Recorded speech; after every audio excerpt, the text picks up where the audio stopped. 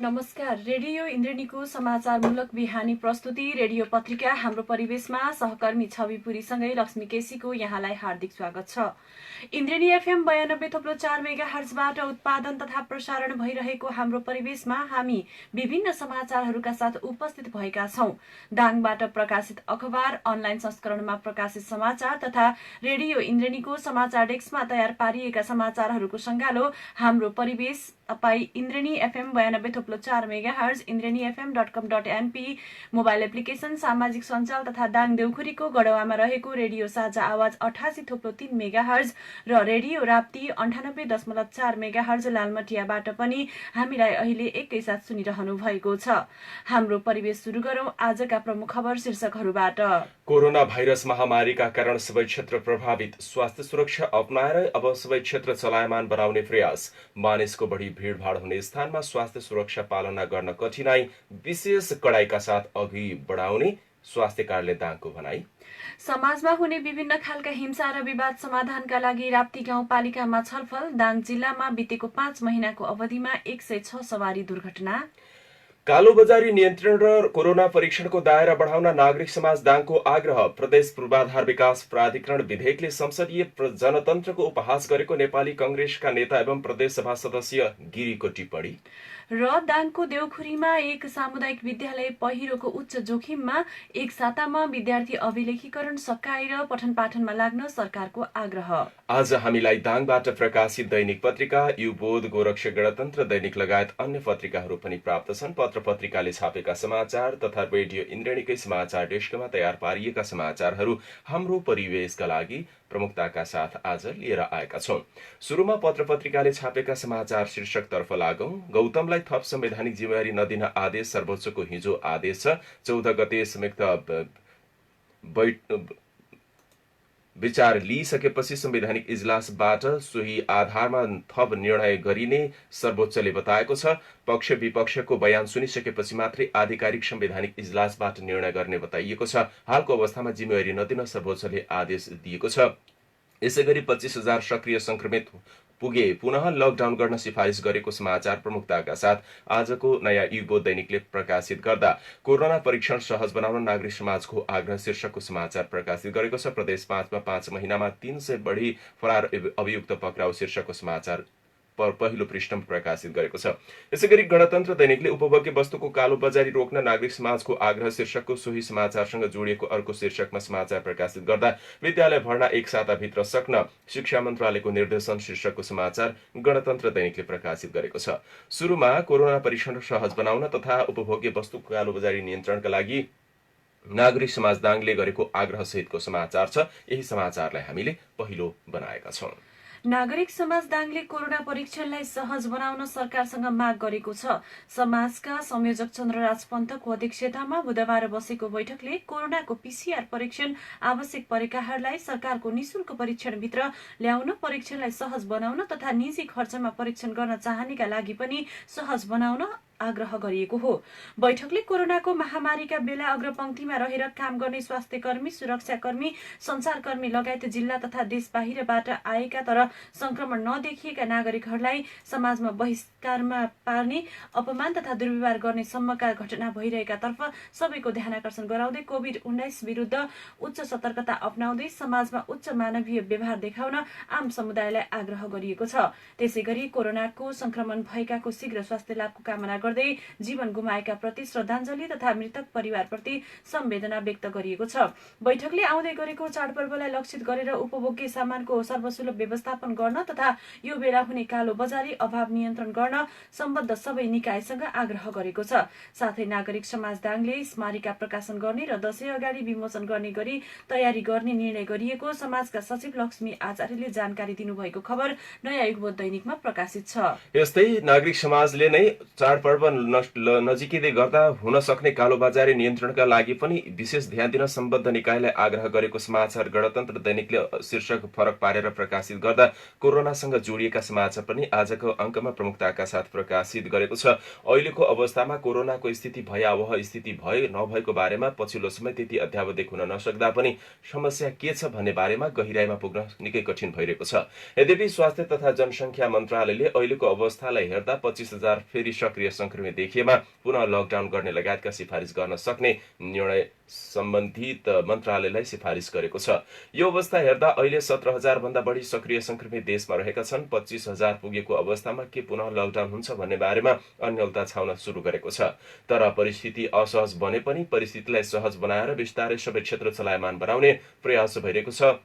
शिक्षा, यातायात लगायत कल कारखाना, उद्योग कल कारखाना, व्यापार व्यवसाय बिस्तारै सुचारू हुन थालेका छन्। 6 महिना लामो बन्द रहेको कोरोना महामारीका कारण रहेका सबै क्षेत्र अस्तव्यस्त बनेपछि कृषि, पर्यटन, रोजगारी सबै क्षेत्र अस्तव्यस्त बनेका छन्। त्यसलाई फेरि उठाउने प्रयासमा सबै क्षेत्र लागि परेका छन्। यो अवस्थालाई हेर्दा कोरोनाका कारण फेरि लकडाउन गर्नुको विकल्प नभएको भन्दै स्वास्थ्य तथा जनसङ्ख्या मन्त्रालयले 25,000 सक्रिय संक्रमितदेखि लकडाउन गर्न सिफारिस गरे पनि त्यसको विकल्प खोज्न सम्बद्ध निकाय तथा विज्ञहरूले सुझाउन थालेका छन्। इन्द्रेणी न्यूज डेस्कमा समाचार छ।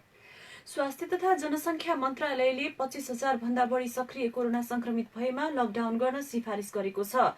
इन्सिडेन्ट कमान्ड सिस्टमको बैठकले कुनै दिन 25,000 भन्दा बढी सक्रिय संक्रमित भए लकडाउन गर्न सिफारिस गरेको मन्त्रालयका प्रवक्ता डाक्टर जागेश्वर गौतमले बताउनुभयो। यस्तै संक्रमण दर बढिरहेकाले जनस्वास्थ्यका मापदण्ड पूरा हुन नसक्ने सेवा र व्यवसाय कम्तीमा 1 महिना बन्द गर्नुपर्ने मन्त्रालयको ठहर छ। अहिले सक्रिय संक्रमित 17,414 जना रहेका छन्। यस्तै अन्तर्राष्ट्रिय नाकामा हेल्थ डेस्क स्थापना गर्ने र त्यसका लागि दरबन्दी तयार गर्ने समेत निर्णय भएको छ। पीसीआर परीक्षणको धेरै शुल्क लिने ल्याब र अस्पतालको कडाइका साथ अनुगमन गर्ने पनि मन्त्रालयले जनाएको छ। यस्तै कोरोना नियन्त्रणका जुन जुन निकायबाट कति खर्च भएको छ ती निकायले तत्कालै खर्च सार्वजनिक गर्न पनि मन्त्रालयले आग्रह गरेको छ। बुधबारसम्म कुल संक्रमितको संख्या 67,804 पुगेको छ। बुधबारसम्म 49,954 जना निको भएर घर फर्किएका छन्। यसैबीच कोरोना संक्रमण मुक्त भएका व्यक्तिहरूलाई लामो समयसम्म बिरामी बनाउन सक्ने एक अध्ययनले देखाएको छ। नेपाल स्वास्थ्य अनुसन्धान परिषदले गरेको अध्ययनमा निको भएका मध्ये 89% को अवस्था सामान्य अवस्थामा छ भने 11% रुगाखोकी लाग्ने, हाछिउआउने, चिसो महसुस हुने, सामान्य काम गर्दा पनि कमजोर महसुस हुने र गन्ध तथा स्वाद गुमाएको महसुस हुने देखिएको छ।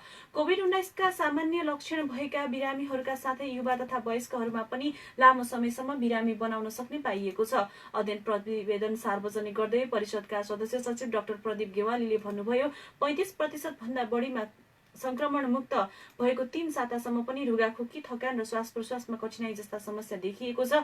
यद्यपि 80% भन्दा बढीले घरआयसी तथा आर्थिक आय आर्जनका काम गर्न थालेका छन्। संक्रमित मध्ये 83%ले सामाजिक विभेद भोग्नु परेको अध्ययनले देखाएको खबर आजको नयाँ युग दैनिकमा प्रकाशित छ। यस्तै शिक्षा मन्त्रालयले विद्यालय भर्ना 1 साताभित्र सक्न निर्देशन दिएको समाचार गणतन्त्र दैनिकले प्रमुखताका साथ प्रकाशित गरेको छ। शिक्षा विज्ञान तथा प्रविधि मन्त्रालयले विद्यालय तहको भर्ना 1 साताभित्र सम्पन्न गर्न निर्देशन दिएको छ।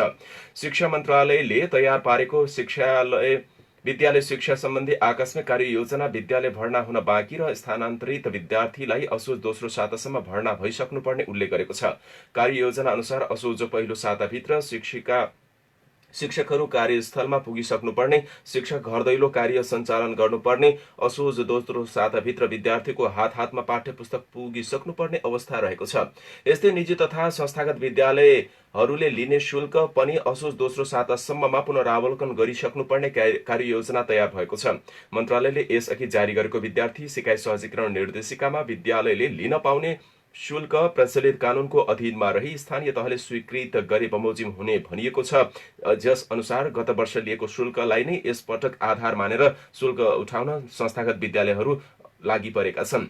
यसैबीच कोरोना भाइरस महामारीका कारण विद्यालय कहिले खुल्छ निश्चित नरहेको यो अवस्थामा अहिलेसम्मको अवस्था हेर्दा दूर शिक्षाको विकल्प नभएको शिक्षाविदहरूले बताउँदै आएका छन्। अनलाइन कक्षा सञ्चालन गरेकै आधारमा विद्यालयहरूले साधारण अवस्थामा जस्तो पूर्ण शुल्क लिन सक्ने अवस्था नरहेको भने विज्ञहरूको सुझाव तर शिक्षा मन्त्रालयको निर्देशिका बमोजिम संस्थागत तथा सामुदायिक विद्यालयको हकमा पनि शैक्षिक गतिविधि बिस्तारै सुरु हुन लागेको छ। यो अवस्था हेर्दा देशभर शैक्षिक गतिविधि बिस्तारै चलायमान बन्न लागेको छ। अबको अवस्थामा शैक्षिक गतिविधि सञ्चालन गर्नुको विकल्प नरहेको भन्दै अहिलेलाई शैक्षिक सहजीकरणका नाममा विभिन्न खालका अभ्यासहरू हुन थालेको छ। कोरोना भाइरस कोभिड-19ले आर्थिक, सामाजिक, शैक्षिक लगायत सबै क्षेत्रमा असर पारेको छ। विश्वका शक्तिशाली देश समेत यसको मारमा परेका छन्। नेपालमा पनि चैत्र महिनामा कोरोनादेखि यता बन्द रहेका विभिन्न क्षेत्र बिस्तारै चलायमान बन्न लागिरहेका छन्। चैत्र महिनाबाट बन्द रहेको यातायात क्षेत्र छोटो दूरीको हकमा केही महिना पहिले खुले पनि मध्यम तथा लामो दूरीका यातायात भने असोज 1 गतेबाट मात्र सञ्चालनमा आएका हुन्। व्यापार व्यवसाय पनि खुलेका छन्। शैक्षिक क्षेत्र पनि दाङसहित देशभर केही खुलिसकेका छन् भने केही खुल्ने क्रममा रहेका छन्। सिनेमा घरहरू, मठ मन्दिरहरू तथा पार्टी प्यालेस बाहेक प्राय सबै क्षेत्र घोषित अघोषित रूपमा खुलिसकेका छन्। दाङको बङ्गलाचुरी गाउँपालिका लगायत गढवा, राप्ती, राजपुर गाउँपालिकामा कक्षा 5 सम्म पूर्ण रूपमा पठन पाठन सुरु भएको छ भने अन्य कक्षाहरू पनि पठन पाठन सुरु गर्ने तयारी भएको गाउँपालिकाले जनाएका छन्।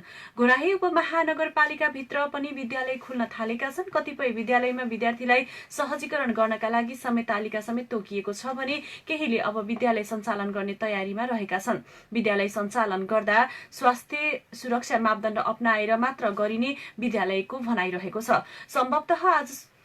सम्भवतः शुक्रबारबाट सबै विद्यालयहरू पूर्ण रूपमा सञ्चालनमा आउने तयारीमा रहेका छन्।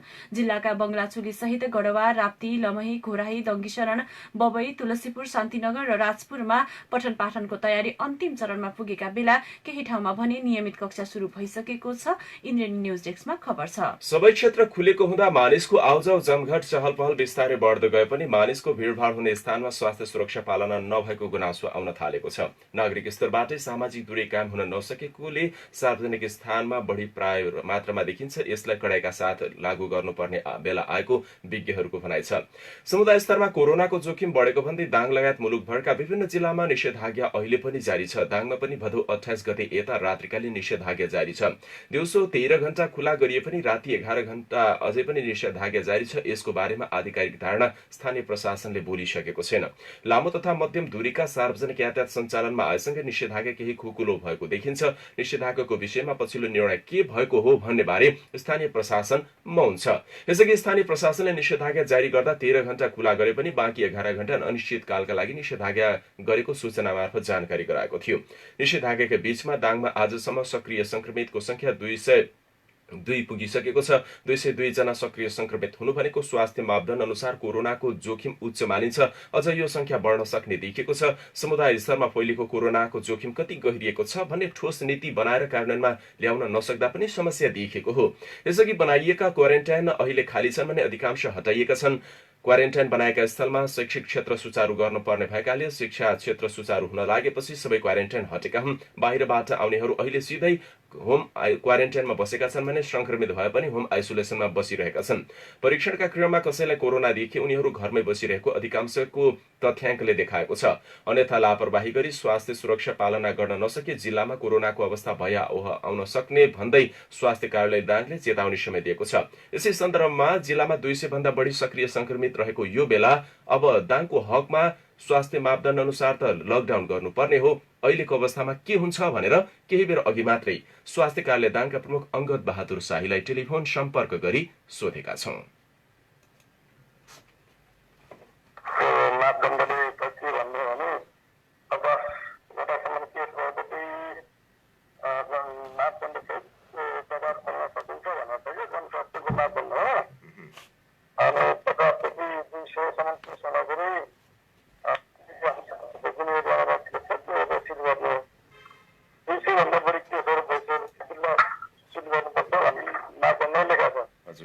अब हामीले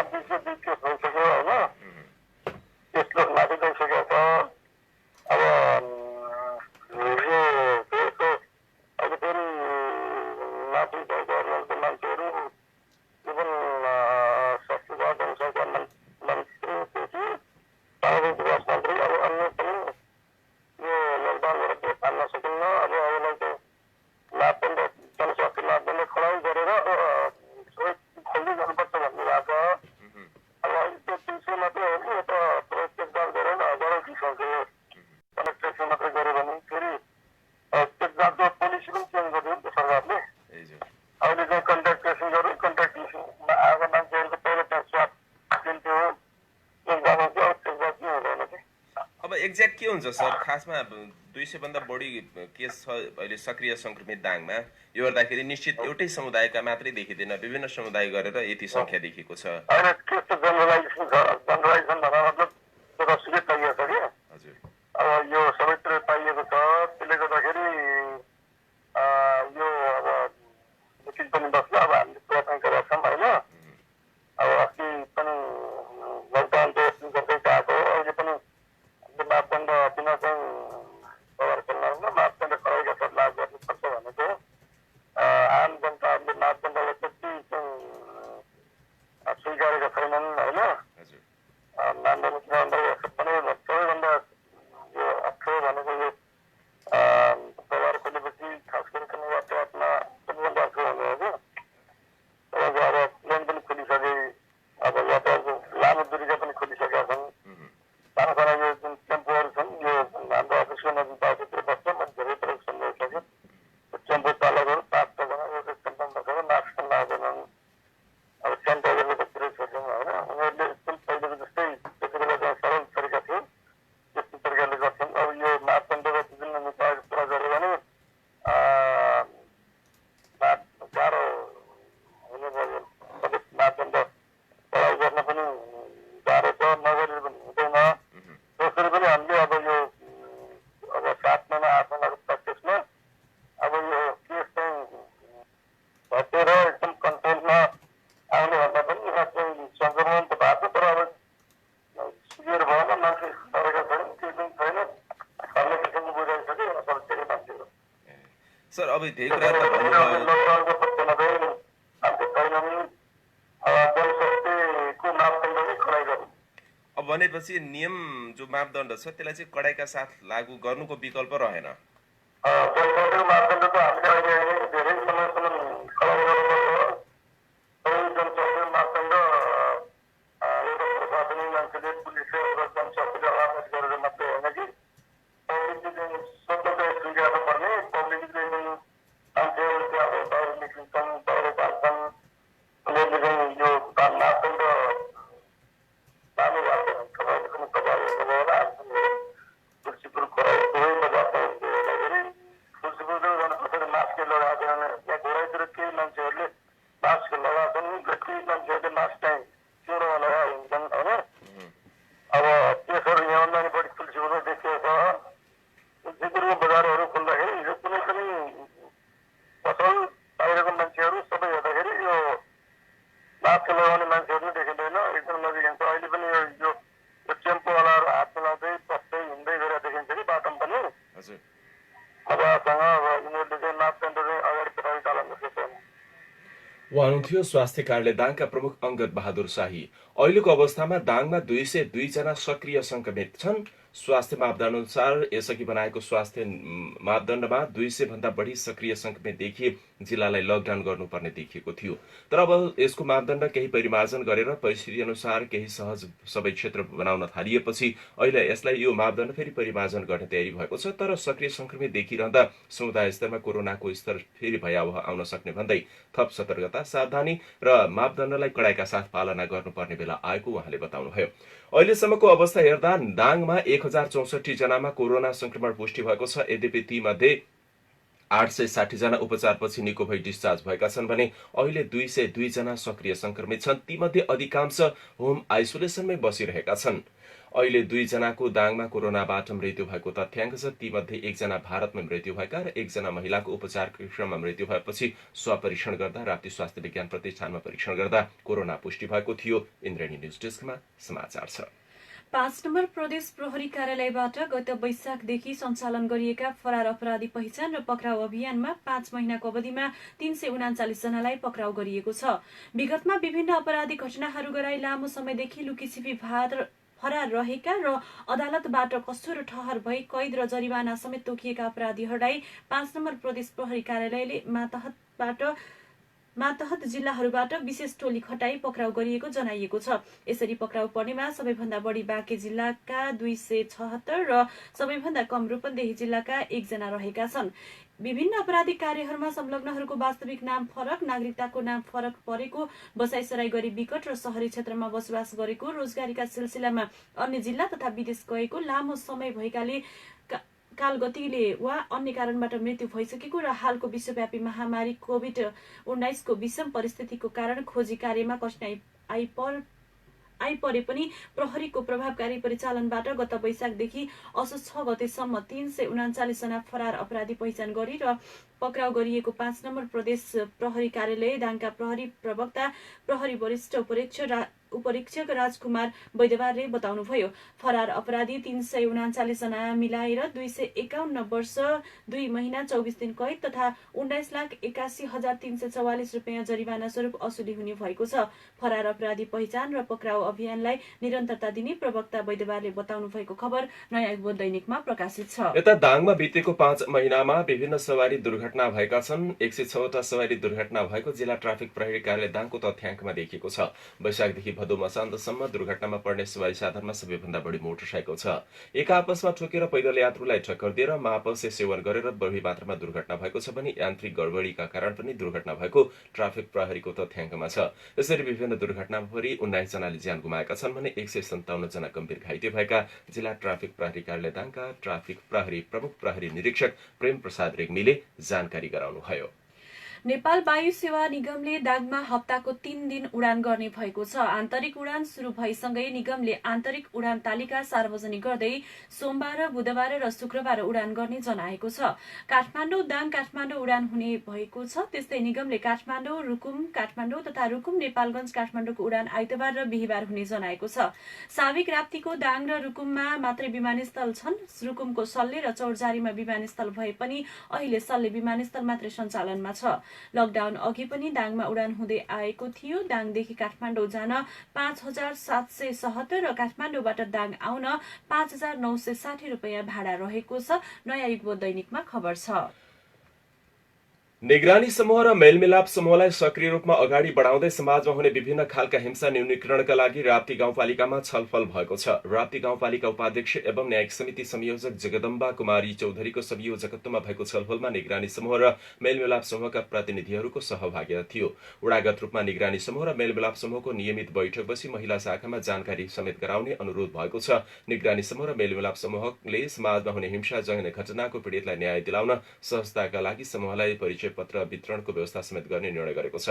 गाउँपालिका अध्यक्ष नुमानन्द सुवेदी, प्रमुख प्रशासकीय अधिकृत शोभाराम रिजाल, महिला बालबालिका तथा ज्येष्ठ नागरिक शाखा प्रमुख जीवन शाही, निगरानी समूह र मेलमिलाप समूहका वडागत संयोजक लगायतको उक्त कार्यक्रममा सहभागिता रहेको थियो। नेपाली कंग्रेसका नेता एवं प्रदेश सभा सदस्य शंकर गिरीले प्रदेश पूर्वाधार विकास प्राधिकरण विधेयकले संसदीय जनतन्त्रको उपहास गरेको बताउनु भएको छ। बुधबार प्रदेश पूर्वाधार विकास प्राधिकरण स्थापना र सञ्चालन सम्बन्धमा व्यवस्थापन गर्न बनेको विधेयकमाथिको सैद्धान्तिक छलफलमा आफ्नो धारणा राख्दै प्रदेश सभा सदस्य गिरीले प्राधिकरण गठन गर्नु भनेको संसदीय जनतन्त्रमाथिको प्रहार गर्नु भएको बताउनुभयो। त्यस्तै प्रदेश सभा सदस्य रमा अर्याल र तारा जीसीले विधेयकलाई कार्यसूचीबाट हटाउन माग गर्नु भएको छ। जवाफमा मुख्यमन्त्री शंकर पोखरेलले विगतमा भएका अभ्यासहरूकै आधारमा प्राधिकरण स्थापना र सञ्चालन विधेयक ल्याएको बताउनुभयो। उहाँले त्यसमा अनावश्यक शंका र टिप्पणी नगर्न समेत आग्रह गर्नुभयो। प्रदेश विकासको तीव्र आकांक्षालाई सम्बोधन गर्न प्राधिकरणको धारणा अघि बढाइएको पोखरेलले तर्क गर्नुभएको खबर इन्द्रेणी न्यूज डेस्कमा रहेको छ। लगातारको वर्षाका कारण दाङको देउखुरीमा रहेको एक सामुदायिक विद्यालय पहिरोको उच्च जोखिममा परेको छ। राप्ती गाउँपालिका वडा नम्बर 5 को पहाडी गाउँ करङ्गे कोठमा रहेको जनता आधारभूत विद्यालय पहिरोको उच्च जोखिममा परेको बताइएको छ। पूर्व पश्चिम राजमार्ग अन्तर्गत मौरीघाट बजारदेखि करिब 8 किलोमिटरको दूरीमा रहेको सो विद्यालय लगातारको वर्षाका कारण पहिरोको उच्च जोखिममा परेको हो। एक कार्यालय सहयोगीसहित 11 जना शिक्षक कार्यरत रहेको सो विद्यालय कक्षा 8 सम्म सञ्चालित छ। सो विद्यालयमा अहिले करिब 270 विद्यार्थी अध्ययनरत रहेको विद्यालयले जनाएको छ। विद्यालयको 2 कोठे भवनसहित शौचालय पहिरोको उच्च जोखिममा परेकाले हालको अवस्थामा रोकथाम गर्न नसके सो जोखिम अझ भयावह हुन सक्ने भन्दै तत्काल नियन्त्रणका लागि पहल गरिदिन सो विद्यालयका शिक्षक तुल बहादुर कुँवर मगरले जानकारी गराउनु भएको छ। यता घोराहीको पद्मोदय पब्लिक नमुना माध्यमिक विद्यालय भरतपुरमा राखिएको आइसोलेसन हटाइएको छ। कोरोना नियन्त्रणका लागि बनाइएको आइसोलेसन हटाएर नियमित पठन पाठनको तयारी गरिएको विद्यालयले जनाएको छ। विद्यालयले सुरक्षा मापदण्ड अपनाएर नियमित पठन पाठन सुरु गर्ने जनाएको छ। पठन पाठनका लागि असोज 10 गतेभित्र कक्षा 10 सम्मका र असोज 15 गतेभित्र +2 तथा सिटिईबिटी लगायत प्राविधिक धारका पठन पाठन हुने सबै संकायमा भर्ना गरिसक्न आग्रह गरिएको विद्यालयका प्रधानाध्यापक रामप्रसाद जैसीले जानकारी दिनुभएको खबर नयाँ युग दैनिकमा प्रकाशित छ। यिनै विविध समाचारहरूका साथ हामी हाम्रो परिवेशको अन्त्यमा आइपुगेका छौं। अब जाँदा जाँदै प्रमुख समाचार शीर्षकहरू फेरि एकपटक। कोरोना भाइरस महामारीका कारण सबै क्षेत्र प्रभावित, स्वास्थ्य सुरक्षा अपनाएर सबै क्षेत्र बिस्तारै चलायमान बनाउने प्रयास, मानिसको बढी भीड़भाड़ हुने स्थानमा स्वास्थ्य सुरक्षा पालना नभएको गुनासो, कडाइका साथ पालना गर्ने स्वास्थ्य कार्यालयको भनाई। समाजमा हुने विभिन्न खालका हिंसा र विवाद समाधानका लागि राप्ती गाउँपालिकामा छलफल। दाङ जिल्लामा बितेको 5 महिनाको अवधिमा 106 सवारी दुर्घटना। कालोबजारी नियन्त्रण तथा कोरोना परीक्षणको दायरा बढाउन नागरिक समाज दाङको आग्रह। प्रदेश पूर्वाधार विकास प्राधिकरण विधेयकले संसदीय जनतन्त्रको उपहास गरेको नेपाली कंग्रेसका नेता एवं प्रदेशसभा सदस्य गिरीको टिप्पणी। र दाङको देउखुरीमा रहेको एक सामुदायिक विद्यालय पहिरोको उच्च जोखिममा, एक सातामा विद्यार्थी अभिलेखीकरण सकाएर पठन पाठनमा लाग्न सरकारको आग्रह। हवस् त हाम्रो परिवेशको समय आजलाई सकियो। हामीलाई सुनेर साथ दिनुहुने यहाँहरू सबै श्रोतालाई धेरै धन्यवाद। सहकर्मी लक्ष्मी केसी अनि म छविपुरी आज्ञा माग्छौं। नमस्कार।